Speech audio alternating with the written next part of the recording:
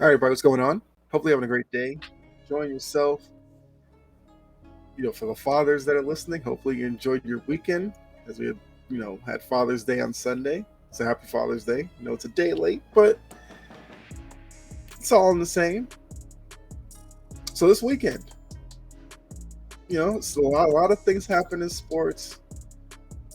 So I'm gonna, touch on a few topics for you, give you my opinion, all that good stuff. You already know what it's about right now. Like I said, about a couple episodes ago, I kind of like this change where I talk about more than one topic on each episode. I think it makes it probably better for you. I think it's easier for me. Why do separate videos when I can just put it all into one? So, like I said, big stories from this weekend. Want to talk about.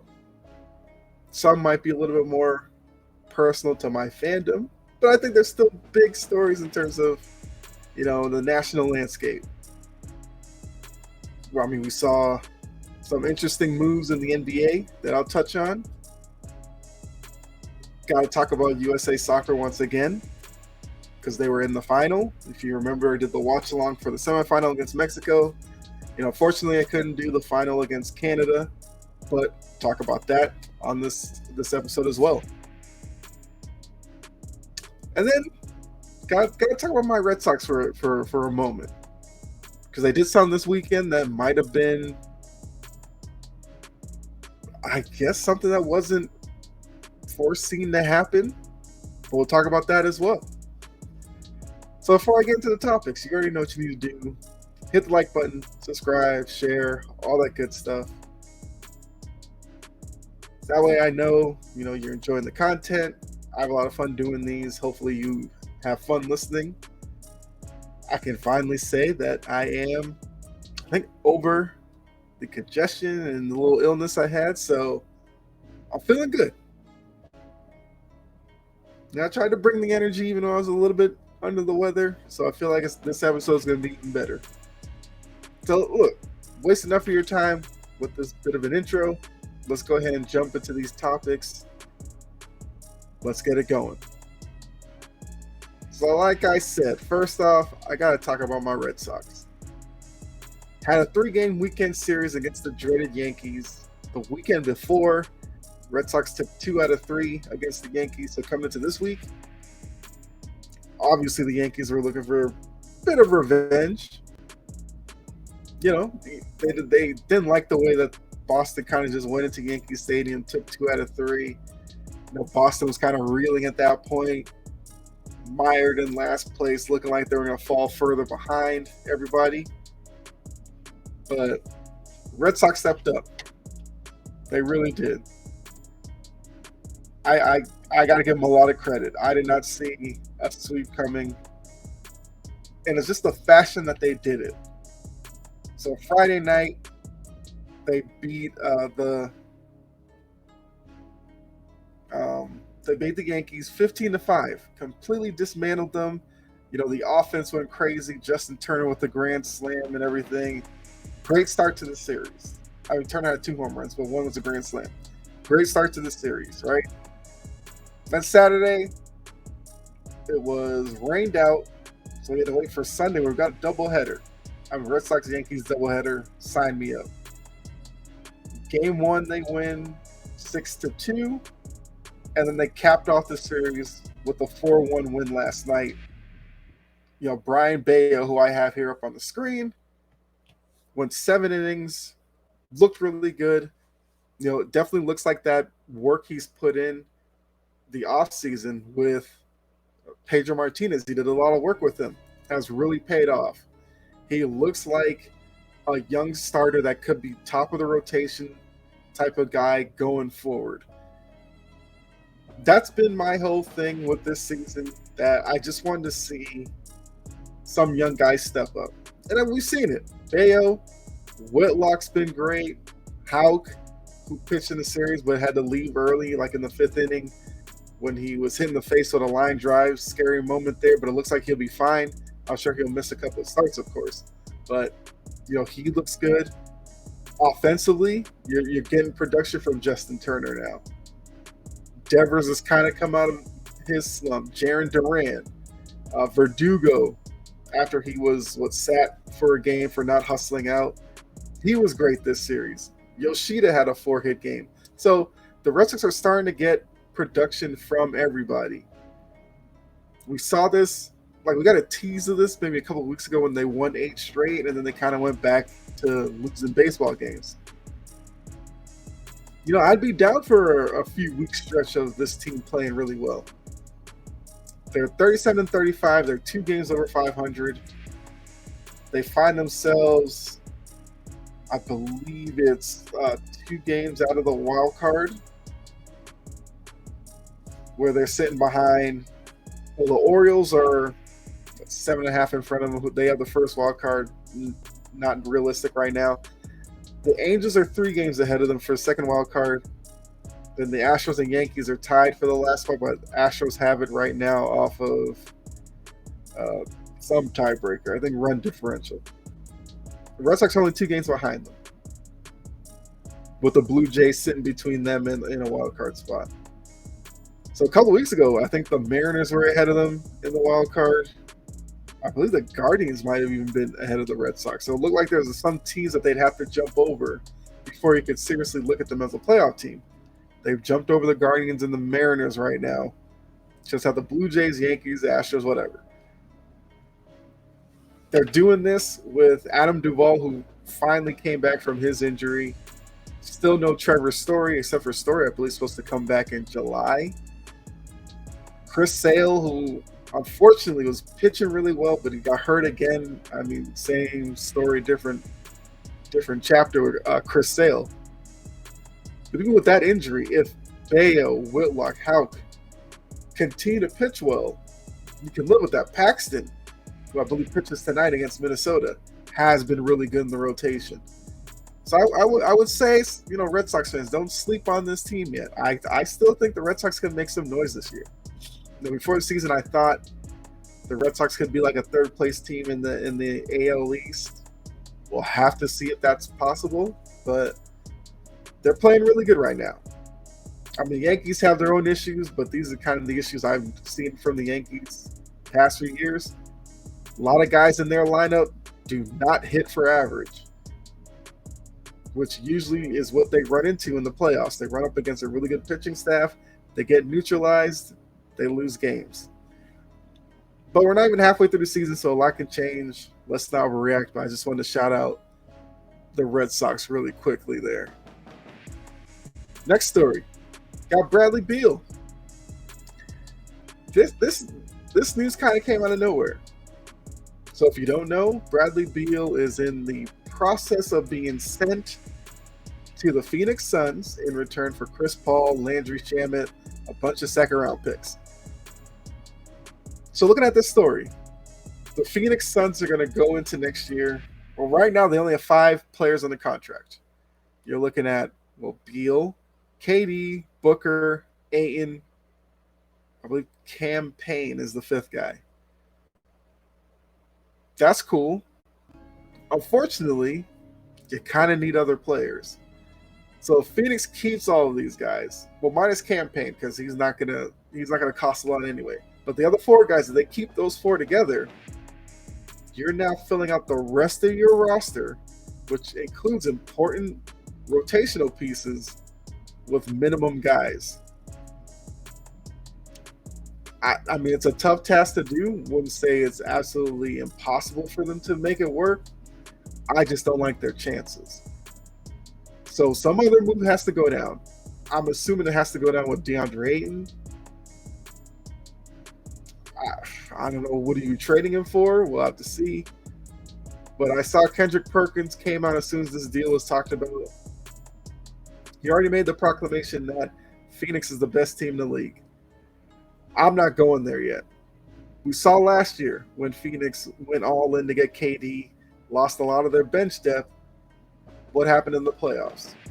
Sure, they beat a Clippers team that has their own issues with their roster, but they went up against the eventual champions in Denver, and Denver dismantled them. So you're now going to tell me that they've kind of weaken their team a little bit more to bring in Bradley Beal, who's a guy that has been um, has been the guy in Washington for a few years now. You tell me where Washington's been. Okay. Washington has tried. They tried with John Wall. They tried with Russell Westbrook. They tried Porzingis. Nothing's worked with Bradley Beal. So for Beal, I think this is definitely better for his situation, because in Phoenix, he's not going to be the guy. He's going to be the third guy behind Katie and Booker. He's going to make $47 million next year. That's a lot for a, number 3 option. But Phoenix is going all in on. Look, it's a league that seemed like it turned to duos with depth, and those are the teams that are winning. Phoenix is like, bump that. We're going top heavy, and we'll figure it out the rest of the roster. Look, good luck to you, Phoenix. I'm interested to see how this plays out next season. Free agency gets underway in a couple of days. So, like I said, maybe Phoenix makes a couple more moves. Maybe they just say, who cares? Who cares about the new rules and everything with the salary cap? We're just going to spend like crazy, pay crazy tax, and see where it takes us. You know what? Good luck to Phoenix with that one. But we'll see. Like I said, I'm still not going to say that they're the favorite right now. All right, next story. Draymond Green is officially a free agent. I say officially a free agent because I really don't think Draymond Green goes anywhere. Obviously, this is a move in getting a new contract. I feel like with Draymond Green's relationship with Golden State's relationship with Draymond Green, I just feel like we're going to get here in the next couple of days. He's going to re-sign Golden State, maybe like a team-friendly type of move to ensure that he ends his career as a Warrior. That seems like where we're heading with this story, but can't be 100% sure. So I would say right now I'm like 75-25. Draymond Green goes back to Golden State on a new deal. Because look, he's kind of the identity of Golden State. I mean, for better or for worse, depending on how you look at that. It would just be weird to me to see Draymond Green in a different uniform next year. But we know, and look, the NBA is a business. So maybe Draymond Green's going to give Golden State every opportunity to re-sign him, but it takes two to party. So if Golden State doesn't value him as much as he maybe wants to be valued, then yeah, he'll probably go somewhere else. I just don't believe it. So like I said, 75-25, Draymond Green returns to Golden State. Now, if we're, I don't know, 4 or 5 weeks down the road and Draymond Green is still out there, okay, so maybe then at that point, I'd be like, maybe Draymond Green's really going to leave. But yeah, at this point,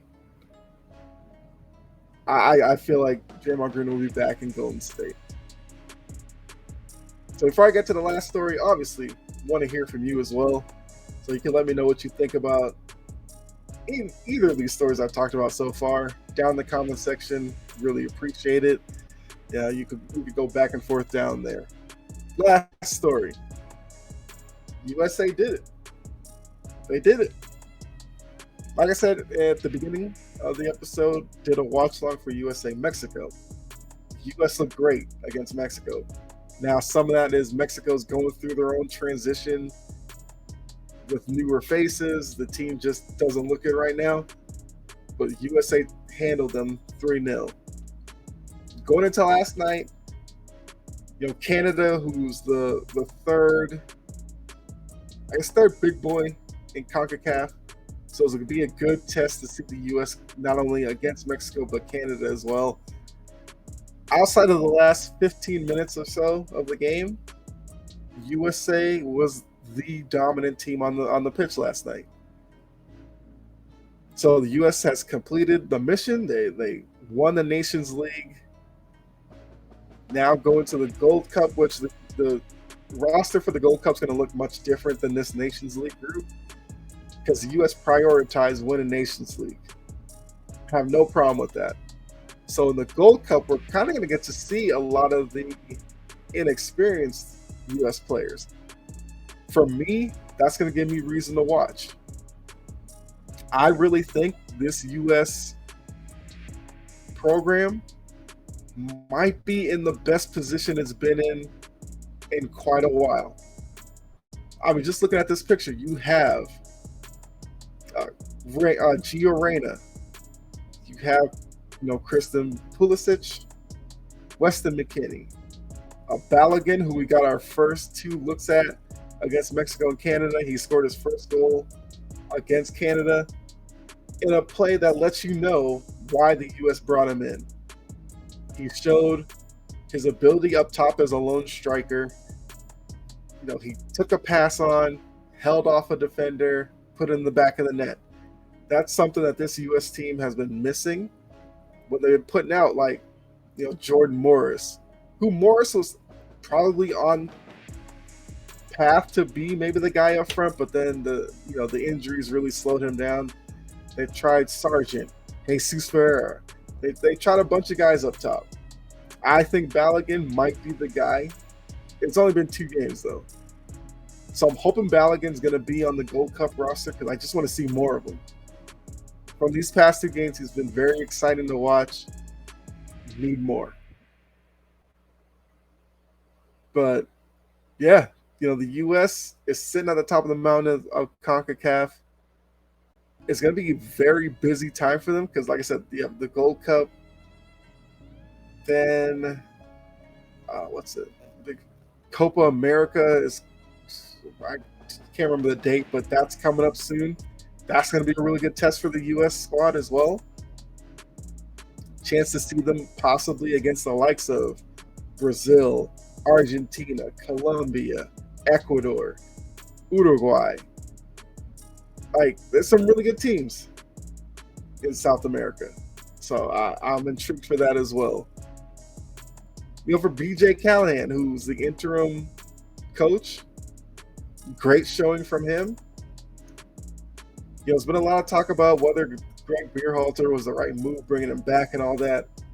I mean, from everything I've been hearing, like, Berhalter's had a big hand in helping BJ Callahan. So I'm assuming the philosophy that he used with this squad, Berhalter's just going to continue that, which means no more drama between he and Reyna, or I'm trying to think, who else did he have beef with? Well, he and Reyna's the big one, so I assume that's over with. Now, I did see Zach Steffen talking about he hasn't really talked to Berhalter. That's a little troubling. Zach Steffen was supposed to be the guy in goal, just hasn't materialized. I'd love to see Steffen kind of figure it out and get back with the team. But, don't really know if that's in the cards yet. But I'm excited.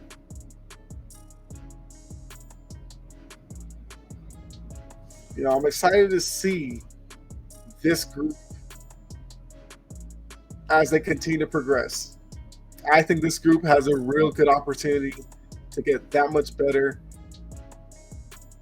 Might be crazy. Maybe a deep run in the World Cup in 2026. I'm getting ahead of myself, but I just like this group right now.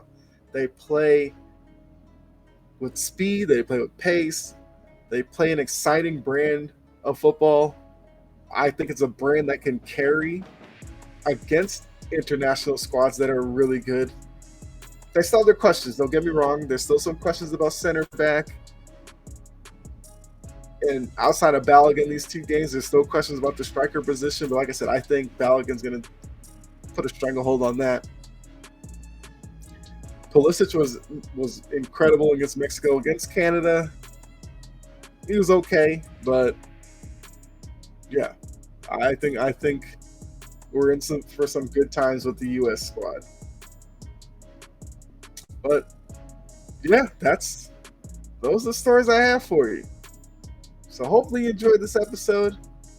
I mean, it was fun for me. Hopefully you enjoyed it.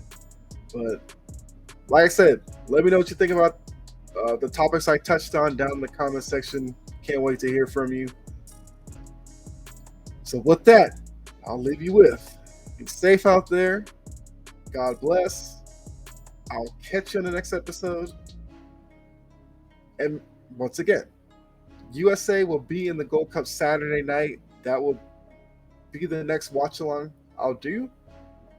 Like I said, I'm sorry I couldn't do USA Canada last night, but Father's Day and all that kind of stuff. Couldn't get to it. But USA Jamaica's on Saturday. Opening round of the Gold Cup. I got to do that game, so look out for that with the notification of when I get it scheduled. Outside of that, I have plenty of more episodes coming this week, so be on the lookout for it. So once you subscribe and all that, make sure you hit the notification bell. That way you'll be notified when I do drop an episode.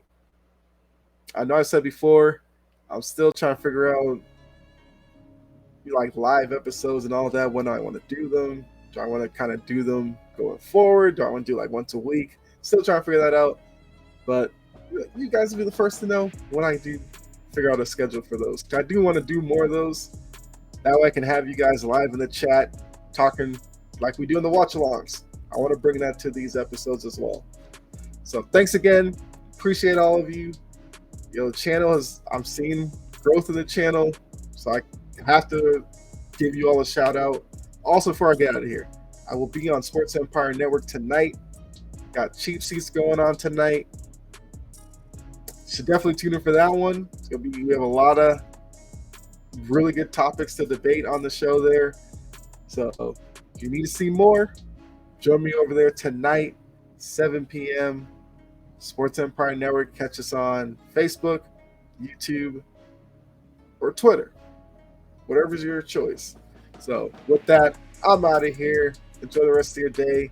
I'll see you later. All right.